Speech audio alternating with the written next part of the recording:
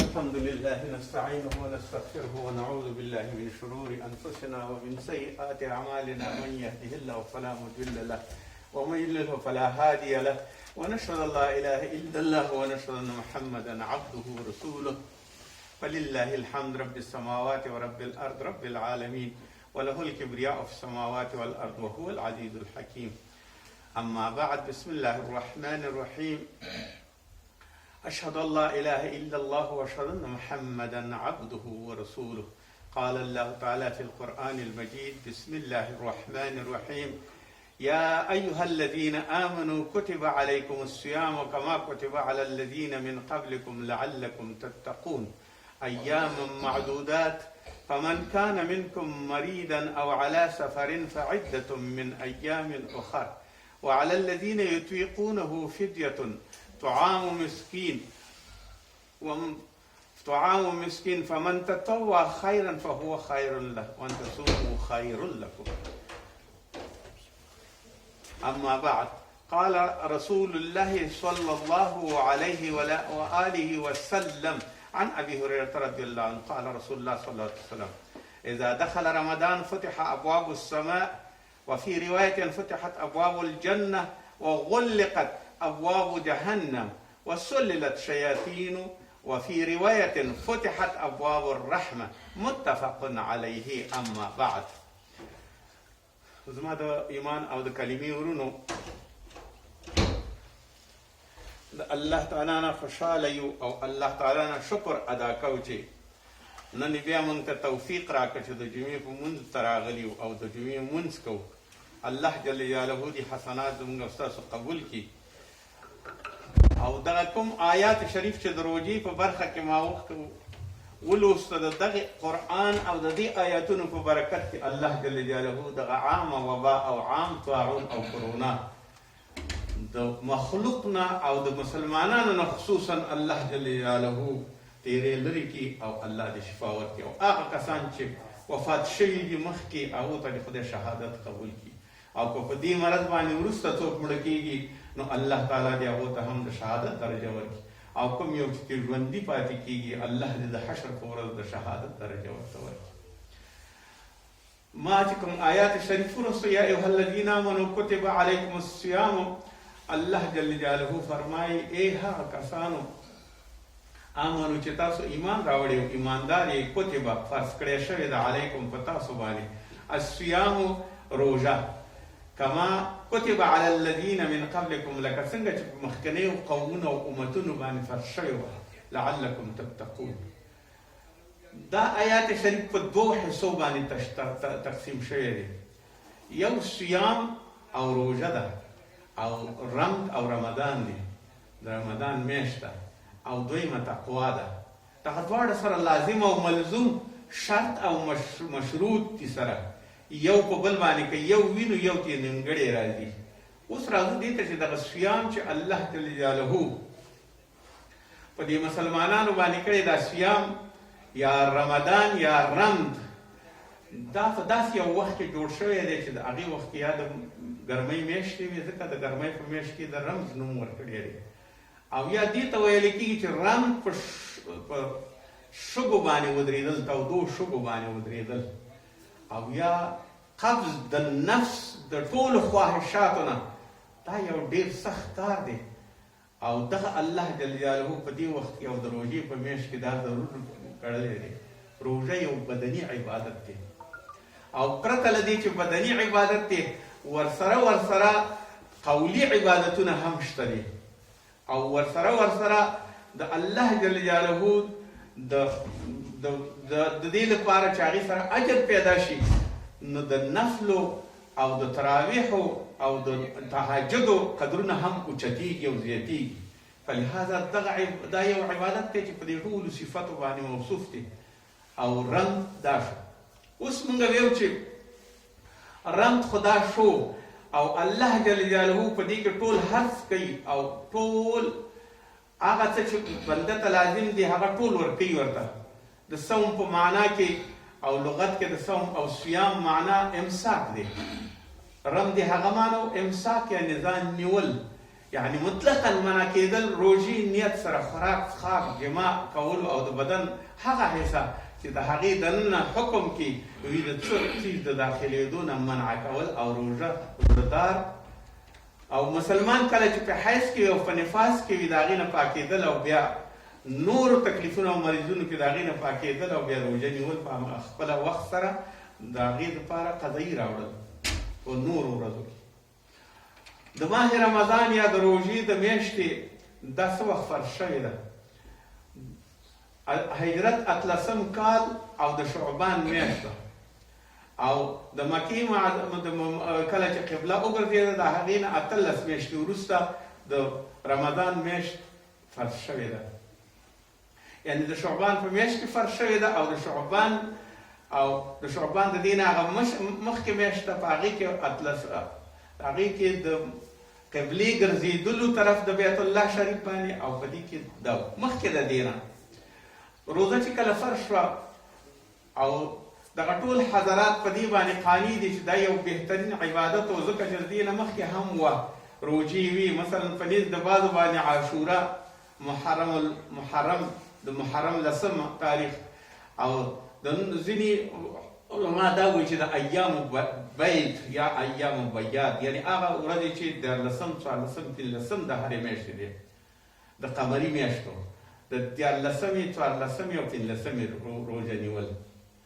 دا روژه فرض وه پخوا باندې او د رمضان په میاشت کې فرضیت راغی او په دې ورځو کې احکام سخت شو او الله جل جلاله په بندګانو باندې روژه فرض کړه کله چې د خوراک او د څښاک اجازه نه وه په اولو وختونو کې بیا وروسته ورته د پیشنمي او د سحاري سهولتونه موجود شو او بیا الله جل جلاله په دې کې الله جل جلاله مهرباني وکړه او خلکو باندې اسانه کړه په هر صورت باندې نو اوس د هجرت نه 18 میاشتې وروسته دا روژه فرض شوه او دا د قبلې د ګرځېدو نه وروسته فرض شوه نو اوس د روژې اهمیت څومره دی د روژې اهمیت او فضیلت د اسلام کوم 15 بناوي ارکان هغه ارکان چې دي د روژې 3مه درجه ده ځینې احادیثو کې راځي چې 4مه درجه ده او ځینې کې 3مه خو 3مه درجه معتبر روایت دي گویا روژه د سلام د اسلام 3م رکن شو او د 3م رکن یا 3مه ستن شوه او د 3م د رکن سره او د تاکید او اهمیت دی په هغې کې چې دا بهترینه روژه ده او پوهېدل پرې ضرور دي اوس کوم یو شی چې راغلی دی په دې کې چې در مختار یو فقهي کتاب دی هغه لیکي چې ما یفسد الصوم چې دا مسئله حکم نفل شوی ولو اکل عمدا شهرة بلا عذر یقتل وایي که چا بې د عذره دا روژه وخوړله او هغې دې ته اعتنا ونه کړه او قصدن یې وخوړله یقتل ودې وژل شي لکه څنګه چې د مانځه په حالت کې شافعي صاحب وایي چې ودې وژل شي څوک مونځ نه کوي په قصدن نو داسې د روژې هم د عین شکل باندې دی د روژې د فضیلت په باره کې دومره ویل پکار دی او دومره کافي ده چې علما د دې اهم او بهترین عظمت رکن انتها فضائل لیدو سره دومره ډیر زیات فضائل لري د دې فضائل سره د بعض علماو قول دا دی چې د اکثر علما چې منځ تمام اعمالو کې افضل دی او روژه ورته هم ترجیح او فضیلت دی په منځ افضل دی مګر ځینې علما دا وایي چې نه منځ افضل دی یعنی دا د هغې سره نږدې کېږي څومره چې د دې قدر او عزت دی او د دې اهمیت دی د دې فواید څه دي رب العزت د خوشنودۍ دپاره یا د هغې د خوشحالۍ دپاره روژه نیول دا یو ډېر زیات لوی د رب العزت د خوشنودۍ سبب ګرځېږي نو د دې نه لوی عبادت کوم یو کېدلی شي او د پروردګار کامله رحمت او عمل د عبادت کوونکو د دین او د دنیا د دواړو خپل د عبرت یوه خبره ده او په دې باندې عبرت لازم دی او ظاهره ده چې د اعتبار د روژې فایده یې عظیم الشانه وي خو نه علاوه د روژې نه چې نورې روحاني او د دینی فایدې هم دي د خپل اهمیت او عظمت اعتبار نه قابل ذکر ده او باید په دې باندې پوه شو چې د روژې نه معتبر او ښه عبادت بهترین نور شی نشي کېدلی. د روژې روحاني او دیني فایدې د روژې په وجه باندې خاطر جمعي سکون قلبي حاصلېږي. د نفس اماره ان النفس لاماره بالسوء، تا ته نفس خپل امر کوي په بدو کارونو باندې. د دې نفس اماره کنټرول کول. اوس راځو دې ته چې اعضای جسماني ستا په جسم کې خپې دي، لاسونه دي، سترګې دي، او دغه ټول هر څه چې راسته اعضا دي دغه ټول په خپل ځای کې په کارېږي. زړه دی او فکر دی، ذهن دی، او د دې نه ټولو نه هغه ځای خپل ځای کې په کارېږي. نو اوس داسې یو چې لاس، سترګه، ژبه، غوږ او اعضا ستر کول او یعنې داسې سستول او ستر کول چې سستیږي اعضا په روژه کې. څنګه سستیږي؟ ځکه چې خېټه مړه نه وي، نفس موړ نه وي، نو ضرور خبره ده چې دا به ټول به سستیږي او ستر کېږي به، چې د ګناه خواهش به نه وي او معصیت د ګناه نه لرې وي. او همدارنګې د کوم یو وخت کې چې نفس ډک وي او نفس موړ وي، نو انسان دې ته ټول اعضا وږي وي. او د وږو اعضاو دپاره دا پکار دی چې بدکاري به کوي. لاس به بدکاري کوي، خپه به بدکاري کوي، سترګې به بدکاري کوي، زړه به بدکاري کوي، ذهن به غلط خیالونه او غلط شیونه کوي. په لحاظه ټول اعضا به نه کنټرولېږي. خو چې کله روژه وي نو نفس دی چې ضعیفه وي، د ټولو کنټرولونو مور همدا ده چې باید نفس ضعیفه وي. ځکه سترګې به دې نشي لیدلی، هېڅ شی به دې نشي لیدلی. د روژې په ذریعه باندې د زړه کدورت ختمیږي. د زړه کې کوم کدورت دی هغه ټول ختمیږي. ژبه ځای په ځای پاتې کېږي. تاسو پوهېږئ چې ژبه څومره حدیثو کې راځي چې هر سهار دغه ټول اعضا ژبې ته وایي چې ستا د لاسه موږ په غم ککړېږو، ته ځان سره احتیاط کوه چې موږ په غم ککړ نه شو او موږ د صاحب د اندوه او د غم نه شو. فلهذا ته احتیاط کوه ډېر ډېر. ژبه دغه ژبه اوس هغه چې ژبه چې په شیطانۍ خوځېده، په لهو لعب خوځېده، اوس د الله په ذکر کې مصروفه ده، په قرآن لوستلو باندې مصروفه ده. نو دا درېیم دا دی چې دا د افسردګۍ او د هغه څه نه بچ کېدل دي چې هغه همیش دپاره انسان په زړه کې خاطرې راځي او هغې باندې افسرده کېږي او فکرونه کوي او ټینشن پرې راځي، هغې ټولو نه خلاصېږي. ځکه روژه صرف الله سره وي. بله دا خبره ده چې د مساکینو او غرباو دپاره درېیمه مسله حسن سلوک او ترحم دی. ترحم یو بهترین شی دی او الله جل جلاله د ترحم په ذریعه سړی نیسي او سړی دوزخ ته بوځي او جنت ته بوځي. او دې وخت کې د ترحم ډېرې زیاتې وي. فقیر درته مخې ته ودرېږي، احتیاج درته مخې ته ودرېږي، ټول شؤونات برابرېږي هر څه دپاره. څلورم، روژه د خپل ځان او د مساکینو او د لږې سره مشابهت دی. یو سړی وایي په لاره کې یو واقعه کې وایي چې یو ځای کې په یخنۍ کې او خپلې جامې خپلې وړاندې ایښې وي، بیا د یخنۍ نه رپېده. خلک ورباندې راټول شول، جامې ولې نه اغوندې چې دا کې؟ ویل زما وس نه رسېږي چې ټولو فقیرانو ته جامې ورکړم، نو خپل ځان مې لغړ کړی ځکه چې د هغې د حال نه خبر شم. یو د چا چې جامې نه وي هغه همدغسې د یخنۍ نه لړزېږي لکه دا اوس چې زه ځورېږم، او دا لکه دا اوس چې زه کوم یو تکلیف باندې یم، همدغسې د ټولو تکالیفو سره هر فقیر اخته دی. او د دې سره د فقیرانو حالات نه خبرېدل پکار دي. بل مثال دا ورکوي، یوسف علیه السلام د ټولو خزانو مالک او وزیر د مالیې و او هغې سره ټول سهولتونه موجود وو.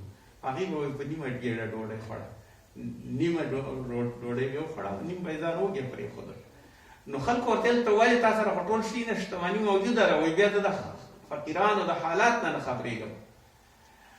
او داسې هم دي چې د هرې نوړۍ سره باید سړی دا ووایي او دعا ووایي، اللهم لا تؤاخذني بحق الجائعين. دا دعا باید ووایي، ای الله ما د وږو خلکو په ګناه باندې ونه نیسي، د هغو په حق کې ما ونه نیسي، ځکه ما نه به قصور شوی وي او زما نه به ما به نه وي نیولي. دا هغه څه دي چې الله جل جلاله د یوسف علیه السلام کوم قول چې راغلی دی د قحطۍ په کلونو کې او د هغې ډوډۍ نیمه خوړل او یا د یخنۍ لپاره او د تکلیف دپاره د قحط په وخت کې همداسې د سړی فرض وکړي چې اوس قحط دی نو یو مریض به څه خوري لکه اوس نن سبا چې کوم اقتصادي تکلیفونه په یو ټول نړۍ کې راغلي دي نو د دې تکلیفونو نه ټول سړی باید وپوهېږي چې دا څومره ډېر زیات تکلیفونه دي او په څومره انسانانو باندې راغلي دي او اوس راځو دې ته چې دغه روژه رسول الله صلی الله علیه وسلم وایي د دې فایده څه ده ابي هريره رضی الله عنه روایت کې عن رسول الله صلی الله علیه وسلم اذا دخل رمضان کله چې رمضان یا روژه داخله شي فتحت ابواب السماء د اسمانونو دروازې بیرته کېږي په احادیث شریف کې راځي وایي کله چې یو انسان عالم او پوه سړی وي او مسلمان وي او لمونځ کوي نو د اسمان دروازې ورته خلاصې وي فما بکت علیهم السماء والارض وما هم ينظرون دا د سوره حدید یو آیات دی چې وایي کله چې داسې نه کېږي چې دا اسمان ځمکې او اسمانونو وایي چې دا دروازې چې دي دا د دې دپاره دي نه څوک د مرګ د چا ماتلي شته دی چې څوک ماتل شي او نه ورته نور شی نه کېږي فتحه یا واس کېدل د اسمانونو د دروازو دا ضروري خبره ده او وایي چې په حدیث شریف کې چې ځکه دروازې خلاصېږي کله چې یو عالم سړی یو مؤمن مړ شي او وفات شي دروازې بندېږي او ملایکې ټولې افسوس کوي ای الله مونږ په دې باندې دې عابد سړي ته رزق کته کوو په دې دروازه باندې مونږ د دې عابد سړي نه په بدل کې نیک اعمال راوچتول اسمان ته یا الله دا دروازه وتړل شوه دا به اوس تر کومه پورې دا تکلیف او دا زحمت وي نو ملایکې هم ورباندې فما بکت علیهم السماء والارض وایي بني اسرائیل ته وایي تاسو باندې ځمکه جاړي او نه اسمان جاړي خو دلته په دې حدیث شریف کې دا وایي چې دې باندې ځمکه هم جاړي او اسمان هم پرې جاړي او ټول هغه نیک اعمال او ملایک هم پرې جاړي ځکه چې دوی پورته کېده او ښکته کېده نو دغه ټول اعمال یې وړه او راوړه نو دا د فتحت ابواب السماء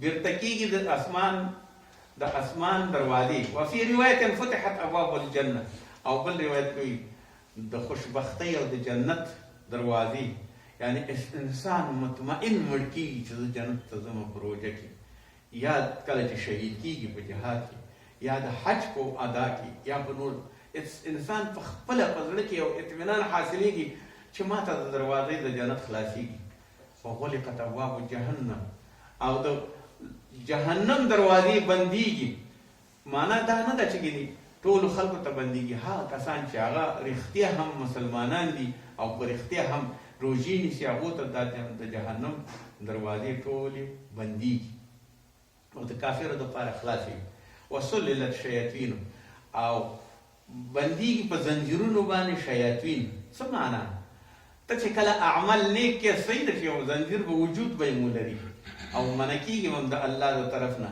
خو ته زه تا ته دا وایم ای مؤمنه چې ته رښتیا هم د الله دپاره کومه روژه نیسي نو تا ته شیطان رانږدې کېدلی نه شي ستا په هر یو حرف کې ستا په هر قرآن لوستلو کې ستا په تراوح کې ستا دومره مصروفیت دی چې شیطان تا ته رانږدې کېدلی نه شي معنا یې دا ده چې هغه بندېږي او حفظ دی ستا ټولې دروازې کومې یو چې تا پسې به راته که د نفس دروازه دې ده او که د فکر دروازه دې ده او که د زړه دروازه دې ده او که هره دروازه ټولې پرې تړل شوي دي فلهذا هغه په یو داسې بد حالت کې دی چې هغې کې زنځیرونه اچول شوي دي او په یو بل روایت کې وایي فتحت ابواب الرحم ابواب الرحم د الله جل جلاله رحمت عام دی هر چا ته رسیږي یعنې دروازې د رحمت هر چا ته په هر وخت کې شته دی او د هغې رحمت الرحمن دی دا د مبالغې او د تفضیل صیغه ده او دا هغه ده چې ټول بشپړ رحمتونه په هر یو شي کې چې وي که په حیوان کې وي که په انسان کې وي او که په ملایکو کې وي او که په نورو کې وي او په حشراتو کې وي او که په حیواناتو کې وي دغه ټول رحم د الرحمن نه اخیستل شوی دی بسم الله الرحمن الرحیم دا هغه ذات دی چې د دنیا او د آخرت کې ټولو کې رحمان دی فلهذا دلته ولې دا وشو چې فتحت ابواب الرحمه دروازې د رحمت بیرته کېږي د دې نه دا معلومیږي چې الله جل جلاله خاص رحمتونه په مؤمنانو باندې راغورځوي او د خاص رحمتونو دپاره وي او په هغه باب الریان یا هغه دروازه چې د سیرابۍ دروازه چې په جنت کې ده نو هغه د جنتیانو دپاره ده. هر چا دپاره په جنت کې خپلې دروازې هر څوک په د هغې نه ننوځي. لمونځګزار، جهادګزار، نور نیکۍ کوونکي، صله رحمۍ والا، عادل د عدل والا، د جهاد والا، هر یو به خپلې دروازې نه ننوځي او هغه به عمومي دروازې نه ننوځي. بیا وروسته به ورته خپل یوه دروازه خلاصېږي. خو دلته د روژې دپاره که باب الریان د دې ټول نه سیرابه او خوشنوده دروازه او خوشحاله دروازه او ښایسته دروازه هغه چې ده هغه د روژې دپاره، روژتي دپاره ده. په هر صورت باندې موږ او تاسو هغه لاس چې پرونو او تعرض یې کوو هغه نن نشته دی د روژې په برکت باندې. هغه سترګې چې پرون د چا په بدو باندې او عیبونو باندې لګېدي نن هغه نشته دی. هغه چې په نامحرمو ښځو باندې لګېدي او هغه چې دې سترګو به شوق راوړ خپل زړه ته او خپل ذهن ته، هغه شی نن نشته دی. هغه ژبه چې پرون په غیبت باندې او په بهتان باندې او په تکلیفونو باندې بوخته وه، نن هغه ژبه دومره اصلاح شوې ده، دغه څومره چې نرمه ده او ښایسته غوښه یې ده، همدغسې یو ملایکه ترې جوړه شوې ده. او نن په خپل دې کوم یو ځای کې چې اوسېږي او کومه کوټه کې چې اوسېږي، دغه کوټه ورسره ټوله ژوندۍ ده. ولې؟ قرآن پرې لوستل کېږي، تراویح پرې کېږي او ټوله ورځ یې روژه نیولې ده، وچه ده او دې باندې خوشحاله ده، ماښام کې شکرونه وباسي او بیا یو په بل په عبادت پسې کوي. نن دا ژبه داسې خوځېږي چې ټوله هېڅ وخت دې کې د شیطانۍ او د غیبت او د بهتان خبره نشته، غلطه خبره نشته. یوه صفا په سلو کې بلکل یو صفا او ښایسته ژبه ده او ښایسته اقوال دي او بهترین یو شعر یې ژبه نن سبا داسې ده. په لحاظه دغه ټول اعضا دې نن چې خپې دې پرون چېرته تلې د غضب دپاره، د غلا دپاره، د بې عدالتۍ دپاره، د بل د مال د خوړلو دپاره، د زنا دپاره، د رشوت دپاره، د قمار دپاره، د ظلم دپاره، نن هغه خپې در سره نه دي. او الله جل جلاله نن هغه لاسونه ستا غوڅ کړي دي چې هېچا ته یې نشي ور وړاندې کولی او نه یې پرې نیولی شي او نه یې ځان ته راښودلی شي او نه پرې خپله پهلواني او خپل هغه نرتوب او شجاعت په یو مظلوم باندې معلومول هغه پرې نشي کولی. صرف صفا د نیکۍ نه او که نیکي دې وکړه او غریبو سره دې همسري وکړه او ورسره کېناستې او پاڅېدلې. رسول الله صلی الله علیه وسلم تمرین یو نیمه اندازه خورما ورکړه، په چا ته یې ورکړه، خو تا سره اخلاص غواړي، ځکه د روژې اجابات دا دي. که دا دې نه وي چې چا ته نشي ورکولی، نو په دې خپل زړه کې خو ځان سره فکر وکړه. آیا دې خلکو په روژې یو په بل پسې نه نیولې؟ ولې به یې نه نیولې؟ ځکه چې په روژه کې به خوراک نه څښاک به نه، نو په دې لحاظ به یې روژه یو په بله باندې نیوله. دغه اول ورځو کې چې دو خپل ځان ضبط کړی او هغه کوم یو چې شهوت د دوی او کوم یو نفس د دوی هغه څنګه کنټرول کړی و، نن سبا خو د شپې هغه دی روان شوې ده. نو فلهذا روژه یو داسې ګلدسته ده، یو داسې څه دی چې الله جل جلاله درته رالیږلي، بوی کویه، مزه ترې اخله، رنګ یې مزه اخله، خوند یې مزه اخله او بوی یې مزه اخله او په ټولو هر څه باندې ځان پوه کړه. دای اوله درجه وه. خلاصه دا چې دا د روژې اوله حصه ده. ځکه الله جل جلاله کتب علیکم الصیام کما کتب علی الذین من قبل، دا ما تاسو باندې فرض کړي. تاسو وګورئ دغه ټول نجاتونه صحیح ده چې ظاهرا کوم یو هوسي سړی، کوم شیطان سړی، کوم یو ابوالهوس سړی هغه به وایي چې زه روژه څه کوم، خو نه، روژه د رښتیا هم همداسې ده. ښه، اوس راځو دې ته چې الله جل جلاله په دې آیات شریف په آخر کې داسې وایي چې کله چې روژه دې ونیوله او خلاصه شوه د نورو دغه سره هم وه، نو بیا ته څنګه چې ان تصوموا خیر لکم ان کنتم تعلمون. او هغه بل آیات کې په اول آیات کې علی الذین من قبلکم لعلکم تتقون، شاید تاسو په دې باندې متقیان شئ او په دې باندې پوه شئ. اوس د دې خبره دا ده چې تقوا څه معنا؟ د تقوا معنا دا ده چې په قرآن عظیم شان کې د تقوا ذکر 215 ځلې په تقوا لفظ باندې راغلی دی. د دې کثرت په قرآن کې څه معنا ده؟ معنا یې دا ده کثرت په قرآن کې چې دا 285 دفعه راغلې ده. دا د دې لپاره راغلې ده چې د دې خوند همدغومره ډېر زیات دی او همدغومره په کار د انسان سره. ولی که تقوا نه وي نو یو انسان غلط کارونه کوي، شیطاني فکرونه کوي، هر ساعت او هر لحظه په شیطانۍ باندې ځي، نو الله درته هر ساعت وایي چې تقوا وکړه، تقوا وکړه، تقوا وکړه. او فرمایي الله جل جلاله بسم الله الرحمن الرحیم یا ایها الذین آمنوا اتقوا الله حق تقاته ولا تموتن الا وانتم مسلمون. ای ها کسانو چې ایمان مراوړی دی د حق تقوا اصلي تقوا وکړئ، او کله به مړه نه شئ ژوندي به یې، نوم به هم ژوندی وي، نیکي به هم ژوندي وي، ذخیرې به هم ژوندي وي د نیکۍ باندې. الا وانتم مسلمون، تاسو چې مسلمانان یې دا کارونه به کېږي. ابن مسعود رضی الله عنه، عبدالله ابن مسعود رضی الله عنه فرمایي اتق الله حق تقاته. وایي د دې څه معنا ده؟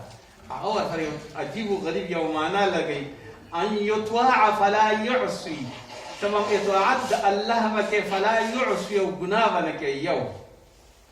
یو دا وایي.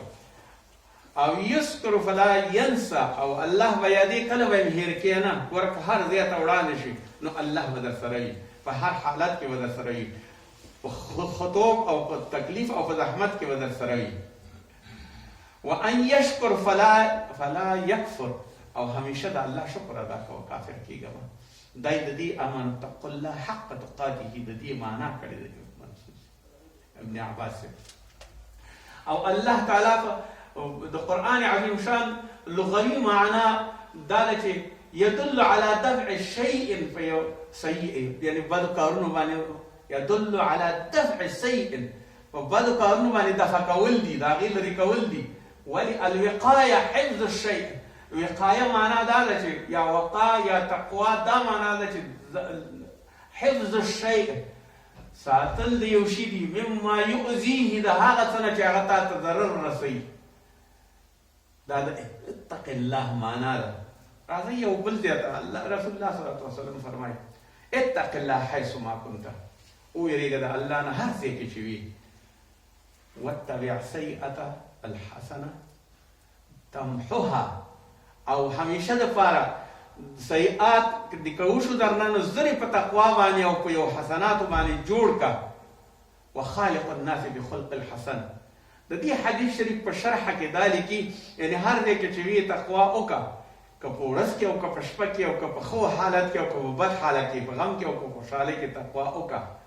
او که کله درنه بدي وشوه، کوم چا ته د چټیات عبثیت ویل، د چا د غیبت وکړو، زر تر زره جګ شئ او نفل وکړه، قرآن ولله، توبه الله ته استغفار وکړه، استغفار وکړه.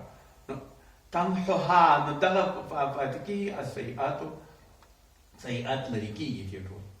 سیئات چې کله لرې شو نو اوس بیا درته څه وایي؟ تمحها وخالق الناس بخلق الحسن. او دلته اوستانه یو داسې سړی جوړ شو چې د هغې نه ښه خلق دی او ښه اخلاق دي، ښه اخلاق دي، او دا د دوی ټولو خلکو نه مشر سړی دی او تکړه سړی دی، او د دوی ټول شیونو یعنی داسې یو خلقت الله جل جلاله د ده نه پیدا کړه چې هغه د ښو اخلاقو دی چا ته رسېږي. راځئ لږه دا تقوا لږه ښه تشریح کړو. تقوا یو زه یم یو بنده یم، ګوره زه د کور ته چې کله ځم او د شپې وده کېږم یا د ورځې وسې کېږم، چاقو ساتم که نه، چاړه ساتم که نه، توره ساتم که نه، نیزه ساتم که نه، ټوپک ساتم که نه؟ هو ساتم. دا د څه دپاره ساتم؟ ځان ساتم که نه؟ یو دا. دویمه خبره دا ده، د کور ته دروازه ږدم که نه؟ هو ږدم. زنځیر ورته اچوم که نه؟ هو اچوم یې ورته. قلف ورته اچوم که نه؟ هو اچوم یې ورته. قلف هم ورته اچوم. هغه اسباب چې اړم او دا ټول شي نه چې دروازه ښه تحقیقي تر صورت باندې بنده کړم، دا کوم که نه؟ هو دا هم ځان ساتنه ده. دا دویمه شوه. او دریمه خبره دا ده چې ته کله په کور کې اوسېږې پرته له تورې او د زنځیر او د دې ټولو شیو نه یو بل کار هم کې، هغه څه شی دی؟ پیرهدار ساتي که نه؟ چوکیدار ساتي که نه؟ چوکیدار او پیرهدار هم ساتي، او ورسره د هغې نه مزدور هم ساتي، او ورسره د هغې نه هغې سره ټول تجهیزات هم ورته برابرې. نو چې پیرهدار ساتي، نوکر ساتي، غلام ساتي او ځان پې ساتي، نو اوس وګوره ورته د درې واړو شیانو کې ته د ځان دپاره په ظاهره صورت باندې د عالم اسباب کې دومره کوششونه کې، نو تا ته دا یېره ده چې ښه د دې ټولو نه غل نه دې ځان بچ کړه، د قاتل نه دې ځان بچ کړه، د کور د غلو نه دې ځان بچ کړه، د نورو مضراتو شیانو نه دې ځان بچ کړه، نوکر دې شته، توره دې شته، نیزه دې شته، هر څه دې شته. دا صحیح ده، ستا خو دا ځان وساته. خو د دې سره یو ډېر لوی فکر او یو لوی تصور شاته پروت دی. هغه کوم یو دی؟ هغه دا دی چې په دنیا کې ته بد اخلاقي وکړې، تا ته نه خلک ټول نه متنفر کېږي، ستا سیئات نه زیاتېږي. ایا چې ته په دې دنیا کې بد عمل کې، دا ستا بد عمل خپل کورنۍ ته ضرر نه رسوي؟ ولې نه رسوي؟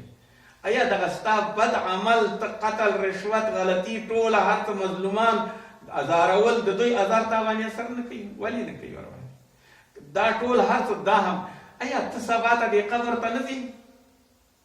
د هغې نه په څه ځان وقایه کوې؟ عائشه صدیقه رضی الله عنه وایي چې ما داسې رسول الله صلی الله علیه وسلم دی لیدلی چې مونځ یې کړی او من عذاب القبر تعوذ نه یې غوښتې او پناه یې نه یې غوښتې. ته دې عذاب قبر ته څه شی اوړې؟ هغې دپاره څه پکار دي او که نه؟ دا روضة من الجنة شي او که حفرة من حفر النار شي درته دې دپاره څه شی کوې؟ راځه دې ته چې ورځ په قیامت باندې تا سره حساب و قیامت اوس په دې برزخ کې کېږي، تا سره چې شته عمل که نه؟ مونځ دې شته، روژه دې شته، نیک کار دې شته، ترحم دې شته، صله رحمي دې شته، عدالت دې شته، جهاد دې شته، چې تا ته ودرېږي او ټول درنه راتاو شي او تا د ملایکو د سوال جواب نه مني کړي او تا باندې دا برزخ کړکۍ درته د جنت نه واده شي. دې ته دې فکر دی او که نه دی؟ د دنیا خو ټول اسباب جوړول، اما دغه اسباب دې ولې نه جوړول؟ ښه ورځ په حشر باندې رسول الله صلی الله علیه وسلم وایي زما نه به ځینې خلک ګرځول کېږي.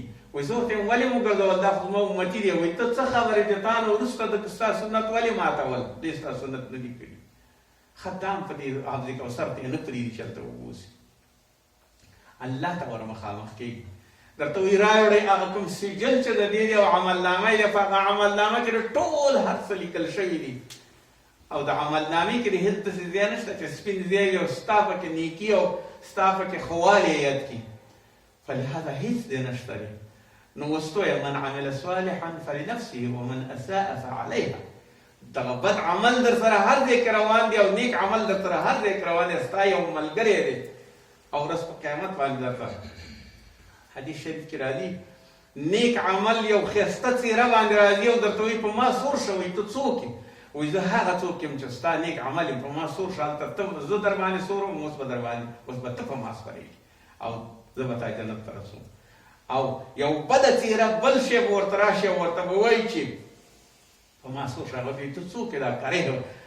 دا کریه منظر دې نیولی دی، زه خو تا نه یېرېږم. وایي نه، زه ستا هغه بد عمل یم چې تا په دنیا کې کړی یم، اوس وګوره ته به اوس زر تر زره په ما باندې سورېږي، زه به اوس هغه ځای ته وړم چې کوم یو بد عملونه تا کړي دي. نو د الله جل جلاله الله په قرآن کې وایي وتزودوا فإن خیر زاد التقوى، ځان سره جمع کوي تقوا.